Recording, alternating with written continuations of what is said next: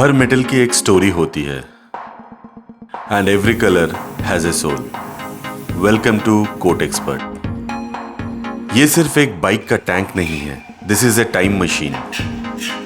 किसी की पहली सैलरी है तो किसी की पहली राइड और किसी की जिंदगी की यादें।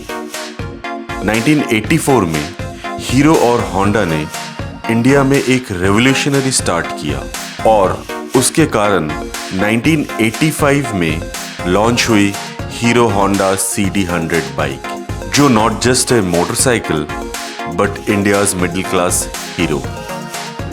रिस्टोरेशन की शुरुआत होती है removing the past.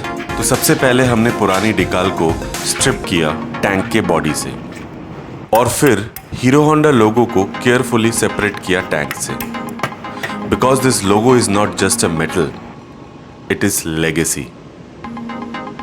Strip sander को यूज करते हुए ओल्ड पेंट को रिमूव किया टैंक के सरफेस से। एक इंपॉर्टेंट रूल है यहाँ पे, हाई आरपीएम में मशीन को ना चलाएं और अपना सॉफ्ट हैंड यूज करें, क्योंकि अगर आपका डैमेज हो जाता है इस प्रोसेस में तो इसे रिकवर करना बहुत मुश्किल होगा।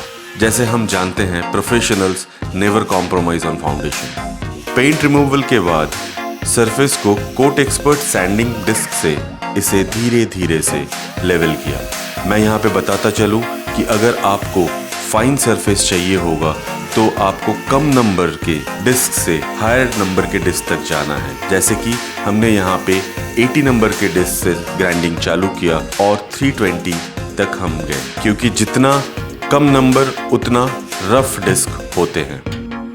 जहाँ हेवी डैमेज होता है वहाँ पे हम मेटल पेस्ट इस्तेमाल कर रहे हैं। अब आप पूछेंगे मेटल पेस्ट क्यों? बिकॉज नॉर्मल पुट्टी सिर्फ सरफेस फिल करता है, but metal paste restore strength and shape of metal. ये मेटल पेस्ट 2K होते हैं, मतलब इसमें हार्डनर मिलता है और हार्डनर मिक्स करने के बाद 15 से 20 मिनट के बाद बहुत ज़्यादा हार्ड हो जाता है। सो आपको आपका काम जल्दी जल्दी फिनिश करना होगा। एक्चुअली हम सब जानते हैं प्रोफेशनल फिनिश का सीक्रेट है परफेक्ट लेवलिंग। अब हमारा नेक्स्ट स्टेप था एपॉक्सी प्राइमर। एपॉक्सी प्राइमर हमने स्प्रे पेंटिंग से किया। एपॉक्सी प्राइमर सिर्फ एक लेयर नहीं है, it is a strongest protection against corrosion. ये मेटल और प्राइमर के बीच एक केमिकल बॉन्ड क्रिएट करता है। इसका मतलब better adhesion, longer life and rust protection. Epoxy primer के बाद कोट एक्सपर्ट की सैंडिंग डिस्क को इस्तेमाल करते हुए हमने सरफेस को थोड़ा सा रफ कर लिया और फिर इसमें पुट्टी अप्लाई किया। हमने इसके बाद पुट्टी लगी हुई सरफेस को वेट सैंडिंग किया। वेट सैंडिंग में हम क्या करते हैं, पानी का इस्तेमाल करते हैं अपने सैंडिंग पेपर के साथ, ताकि सरफेस के ऊपर हम कम से कम डैमेज करें और हमें स्मूथ सरफेस भी मिले। मॉइस्चर सूखने के बाद हम चले गए थे अपने पेंट बूथ में, जहाँ पे हमने अपना पहला कोट किया, जिसे हम प्राइमर कहते हैं। प्राइमर सिर्फ एक ग्रे लेयर नहीं है। प्राइमर का काम है सरफेस को सील करना, माइनर इम्परफेक्शन को हाइड करना और बेस कोट के लिए परफेक्ट फाउंडेशन बनाना। हमने यहाँ पे PU बेस्ड 2K प्राइमर इस्तेमाल किया। यहाँ पे हमने जितने भी पेंट सिस्टम यूज किया हुआ है ये सारे OEM ग्रेड के हैं। Without primer even the best paint will fail. इसके बाद हमने इसे फ्लैश ऑफ टाइम दिया 10 मिनट का। अब हम आ गए थे हमारे base coat. Base coat is where colour is born. इस बार हमने सिर्फ कलर चूज नहीं किया, वी चूज एन इमोशन।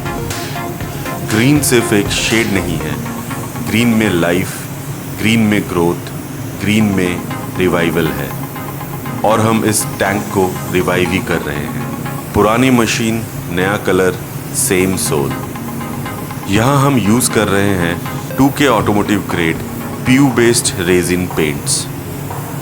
ये वही पेंट्स हैं जो OEM कंपनीज यूज करती हैं। अगर आप चाहें तो हम इसकी भी डिटेल वीडियो बना सकते हैं।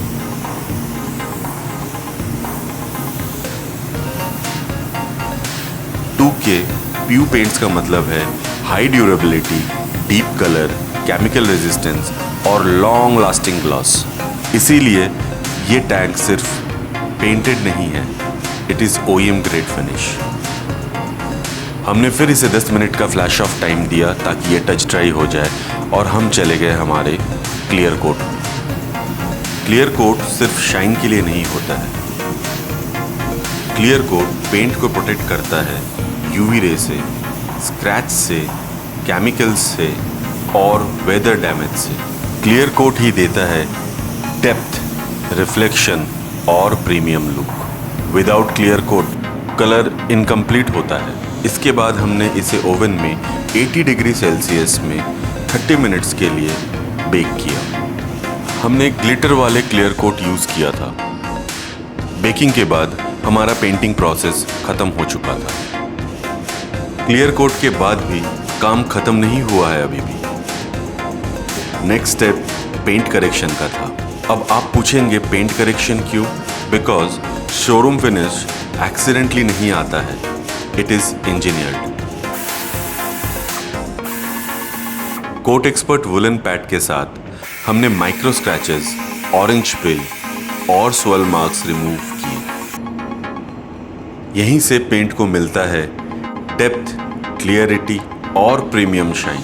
और फाइनली अब बारी थी हीरो होंडा लोगो को अपनी जगह फिर वापस लगाने की। ये सिर्फ एक लोगो नहीं है, this is a symbol of an era. एक वक्त इंडिया में ऐसा था जब हीरो होंडा का नाम सिर्फ ब्रांड नहीं होता था, इट वॉज ए ट्रस्ट।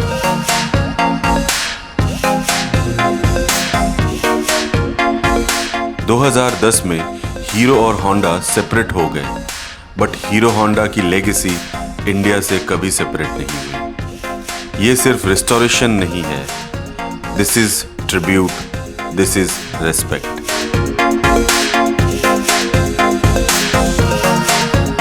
ये रिस्टोरेशन प्रोसेस को हमने बड़े मेहनत से आपके लिए बनाई है। उम्मीद करता हूँ कि ये आपको पसंद आई होगी। अगर आपको ये पसंद आई है तो प्लीज़ लाइक और शेयर ज़रूर कर देना अपने दोस्तों के साथ, और अगर हो सके तो इस चैनल को सब्सक्राइब ज़रूर कर लेना। Thank you for watching.